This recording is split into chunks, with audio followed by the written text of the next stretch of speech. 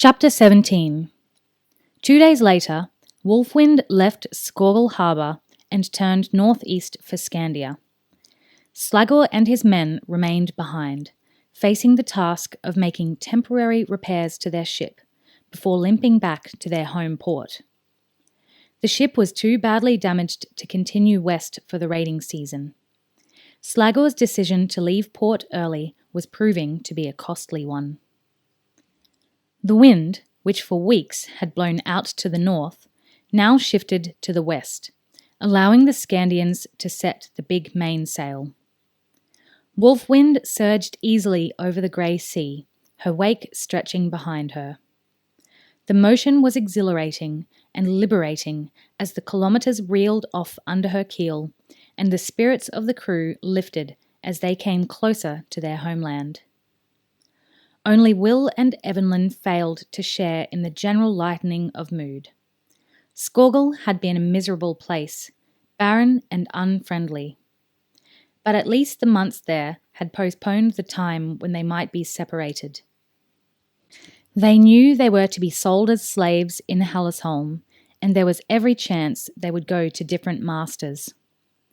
Will had tried once to cheer Evelyn about their possible separation. "They say Hallisholm isn't a big place," he said, "so even if we are split up, we still might be able to see each other. After all, they can't expect us to work 24 hours a day, 7 days a week." Evelyn hadn't replied. Her experience of Scandians so far told her that was exactly what they would expect. Iraq noticed their silence and the melancholy mood that had settled upon them, and felt a twinge of sympathy. He wondered if there weren't some way he could make sure they stayed together. Of course, he could always keep them as slaves himself, he reasoned, but he had no real need for personal slaves. As a war leader of the Scandians, he lived in the officers' barracks, where his needs were tended to by orderlies. If he kept the 2 Araluens as his own, he'd have to pay to feed and clothe them, and he'd have to be responsible for them as well. He discarded the idea with an irritated shake of his head. "To hell with them," he muttered fiercely, driving them from his mind and concentrating on keeping the ship perfectly on course, frowning fiercely as he watched the pole stone needle floating in its gimbaled bowl by the steering blade. On the 12th day of the crossing, they made a landfall with the Scandian coast, exactly where Iraq had predicted they would fetch up. From the admiring glances the men cast at the Jarl, Will could tell that this was a considerable feat.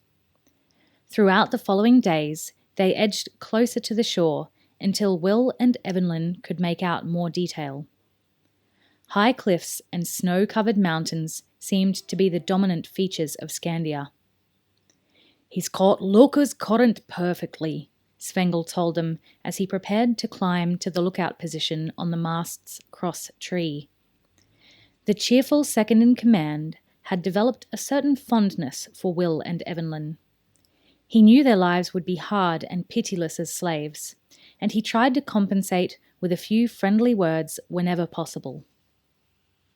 Unfortunately, his next comment, meant in a kindly fashion, was little comfort to either Will or Evelyn.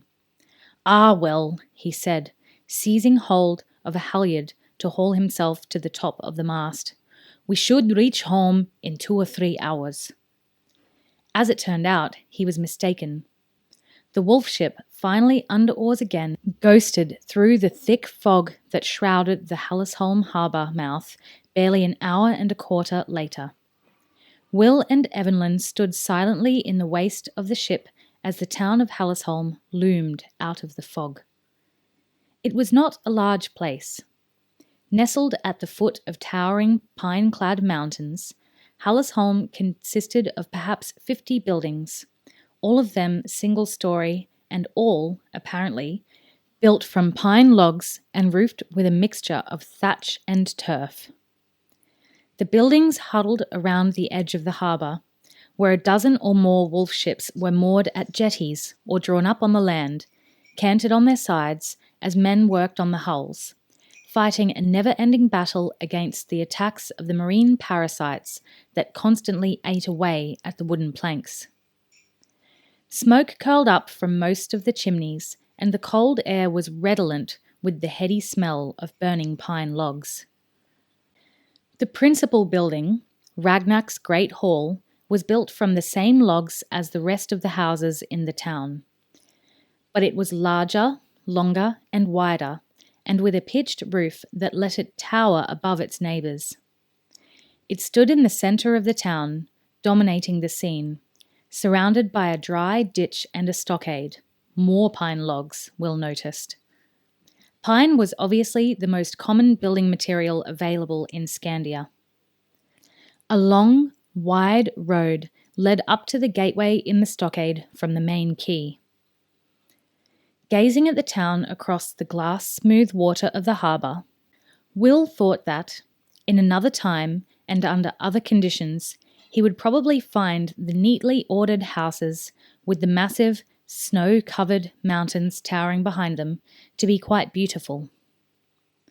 Right now, however, he could see nothing to recommend their new home to him. As the two young people watched, light snow began to drift down around them. "I should think it's going to be cold here," Will said quietly. He felt Evelyn's chill hand creep into his.